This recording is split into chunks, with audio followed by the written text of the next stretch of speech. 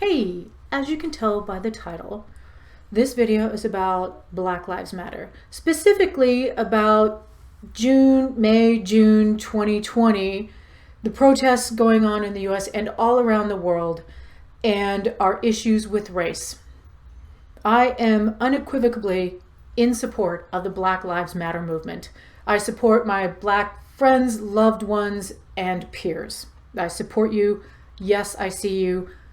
I want you to be as privileged as me, but I can't just give you that power when we have so much overt and systemic racism running rampant in this country. So that's your trigger warning. I don't know exactly if I'm going to say something that upsets you to the level where it sends you into a spiral, so I'll apologize now if I do that. I don't mean to.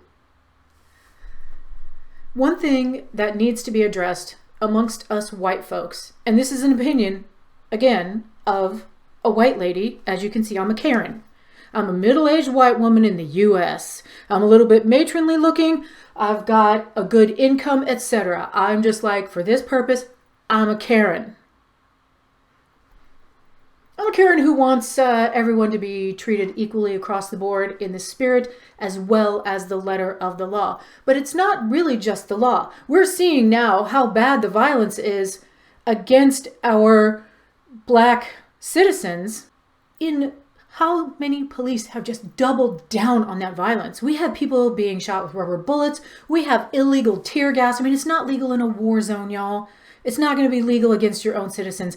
We have something sitting up in the White House that felt good about putting a second fence around the White House and ordering National Guard and active duty military against their own citizens.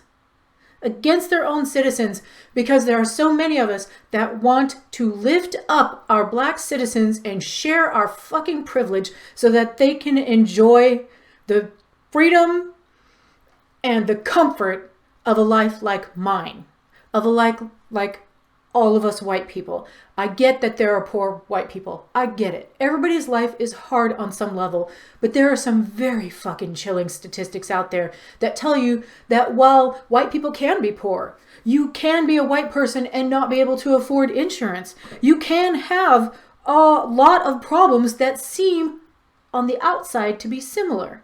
However, there's a few easy things to look up. You could put race disparity. Look up Black Lives Matter. It'll give you some clues.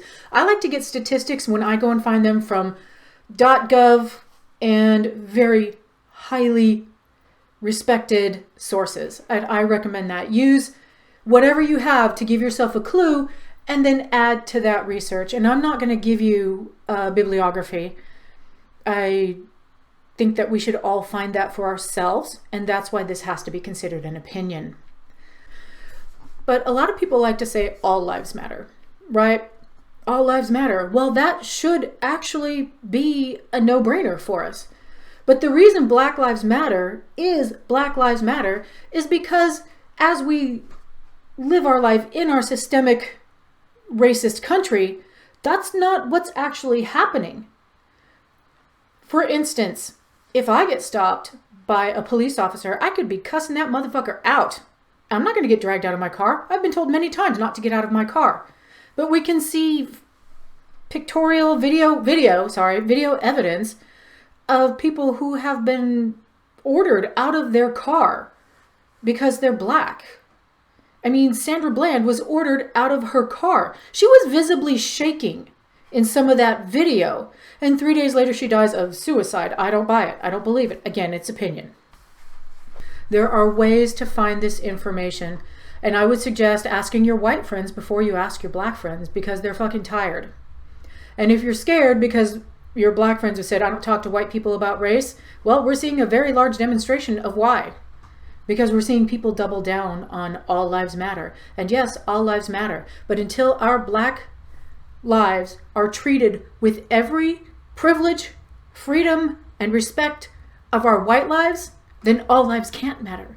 If one part of the population is being oppressed at such a level where they're fighting for their right to exist, then all lives don't matter. It's a lie. It's a utopia, and it's a utopia I'm going to work for.